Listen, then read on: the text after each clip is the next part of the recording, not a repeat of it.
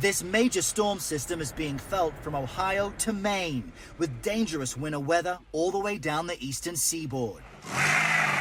Drivers across Ohio spinning their wheels as up to a foot of heavy snow and wind gusts up to 35 miles per hour cause whiteout conditions. The state declaring a snow emergency in several counties. The one word that sums up today? Devastating. Devastating. Shaker Heights Public Works Assistant Director John Becker says his snowplow operators are working 12-hour shifts, but we saw firsthand it isn't enough. I guess we should get out the way so you can help this guy out. We appreciate that.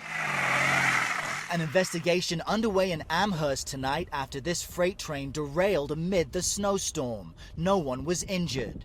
High winds in Maine sent trees crashing into homes, and a tornado touching down in northern Florida, causing minor damage. And back here in Ohio, there's more to come. Arctic air is actually following this system. So Wednesday and Thursday's temperatures here outside of Cleveland will feel like 20 degrees, with many places in the Midwest in the teens and some locations in single digits.